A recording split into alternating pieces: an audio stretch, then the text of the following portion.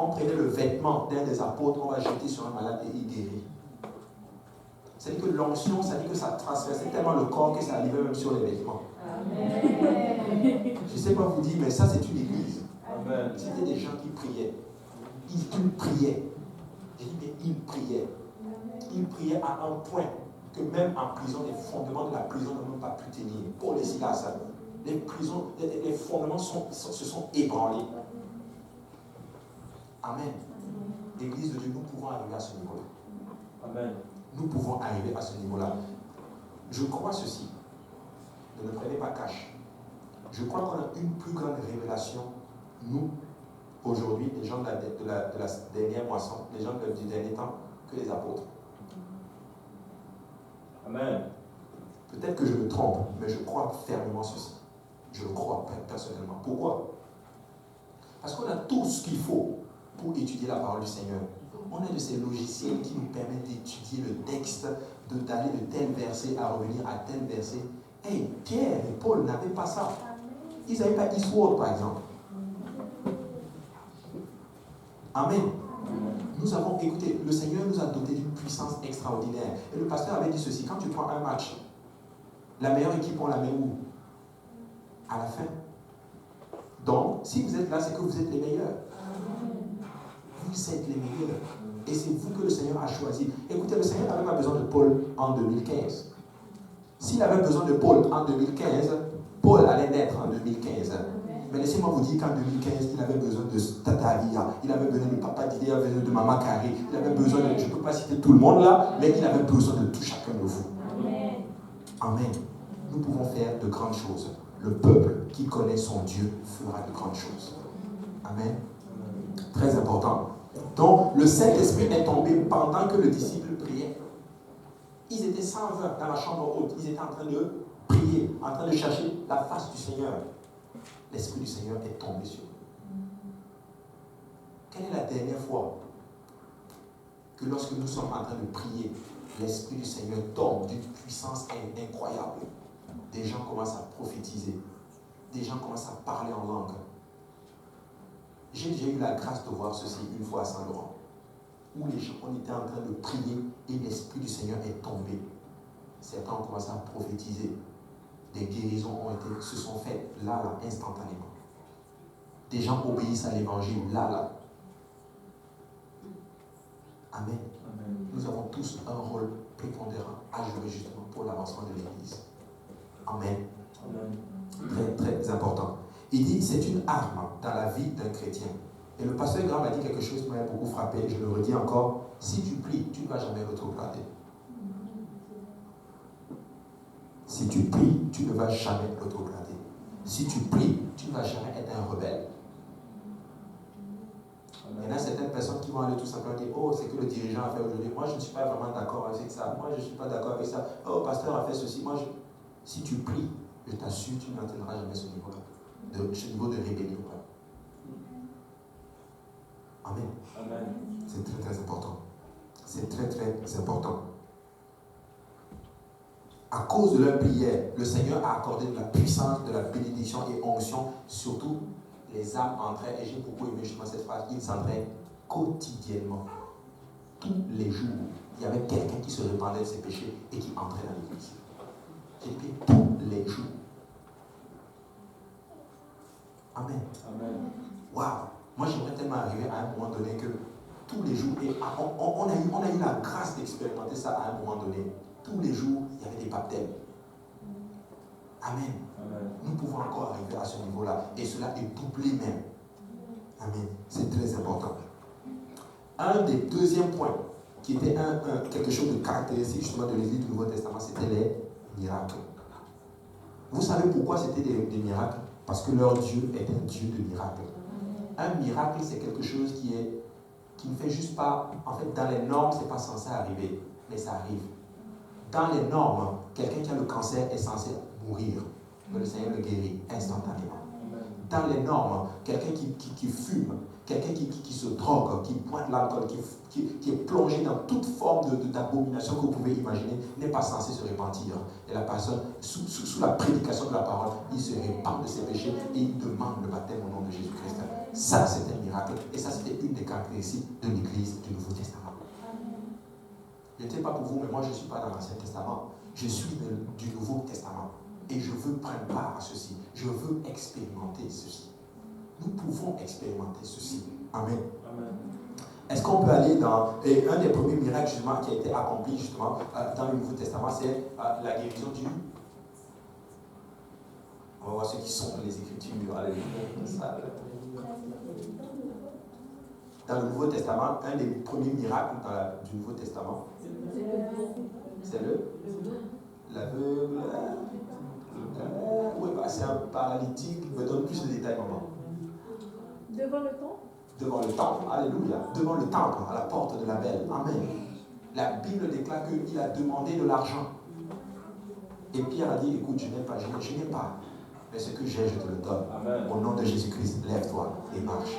La Bible déclare qu'il s'est levé et ses jambes ont été solides. Mais moi, je vois ça d'une façon spirituelle. Je suis convaincu que ce monsieur-là qui a été guéri a été un évangéliste que vous ne pouvez pas imaginer. Il a prêché la parole du Seigneur. Je suis convaincu que ce monsieur-là, quand tu le voyais, il disait, écoute, il n'y a qu'un seul Dieu et c'est Jésus-Christ, c'est lui qui m'a sauvé, c'est lui mon roi, c'est lui mon Seigneur. Amen. Amen. Mais nous avons un plus gros miracle que le Seigneur a opéré dans nos vies. C'est le fait que nous avons pu comprendre que nous avons besoin de la repentance. C'est le fait que nous avons pu comprendre que nous avons besoin d'être baptisés au nom de Jésus-Christ. C'est le fait que nous avons pu comprendre que j'ai besoin du Saint-Esprit pour vivre. C'est le fait que tu as pu comprendre que j'ai besoin de l'Église pour vivre. Amen. Amen. Écoutez, il ne faut jamais arriver à un niveau où tu comptes sur toi. Jamais. Ne compte même pas sur ton travail. Ne compte même pas sur ta capacité ou quoi que ce soit. Compte que sur Dieu. Amen. Très, très important. Il dit, le Seigneur, on peut le voir, il dit la puissance et la présence du Seigneur se manifestaient à travers la foi en Jésus. Mais laissez-moi vous dire que Jésus-Christ n'a pas changé. Il est le même hier, il est le même aujourd'hui, mais il est aussi le même éternellement. Ce qu'il a fait dans l'ancien avec les apôtres, il peut le faire aussi avec nous. Il peut même faire bien plus. Amen. Très important. On pense, et quand vous étudiez bien, après la Pentecôte, on voit que le jour de la Pentecôte, 3000, on peut dire 3000 plus 120, 3000 sont entrés dans l'église. Mais avec certaines études, on pense que juste après la Pentecôte, il y a eu environ, avec ce qui s'est passé, les prédications, il y a eu 10 000 qui sont entrés dans l'église. 10 000 âmes. Wow, j'ai dit bien 10 000 âmes. Les dimanches, là, à 18h, à Saint-Laurent, là, je ne sais pas si on frôle le 1000 personnes. On a l'impression que c'est wow. Mais imaginez juste 10 000 personnes, juste dire Alléluia en même temps. C'est les fondements de démons qui se brisent, des âmes qui viennent à Dieu que vous ne pouvez pas imaginer. Imaginez-vous que d'un commun accord, nous nous mettons ensemble pour gagner des âmes. Et que souvent même, juste, et pourtant il a dit, lorsque 2 ou 3 sont réunis en mon nom, je suis au milieu d'eux. Mais il y en avait 10 000. Amen. Amen. Nous avons besoin de la parole du Seigneur. Nous avons besoin de Jésus-Christ. Regardez Acte 4, verset 4. Il dit cependant, beaucoup de ceux qui avaient entendu la parole crurent et le nombre des hommes s'éleva à environ 5 000. 5 000 âmes. Waouh, 5 000 âmes. J'ai lu un livre, pour ceux qui lisent un peu Ainsi parle l'Éternel, il disait que l'Église avait, je ne sais pas si c'était combien, je ne sais pas si c'était 7 000 ou combien de membres, ils avaient environ 12 pasteurs. Et vous imaginez, si le Seigneur là, il descend là, 5 000 âmes, là, tout de suite, bam, est-ce qu'on est prêt à gérer 5 000 âmes? Est-ce qu'on va dire que certaines personnes vont devoir abandonner leur travail? Tu vas devoir démissionner parce que tu ne pourras pas. Je ne suis pas en train de dire d'aller démissionner, c'est pas ce que j'ai dit. Mais c'est juste pour dire que c'est comme dans notre pensée, c'est comme si on n'est pas encore résolu. Oui, on est dévoué pour le Seigneur, mais c'est comme si encore quelque chose qui nous retient. Mais ces hommes-là, ils étaient prêts à tout pour le Seigneur.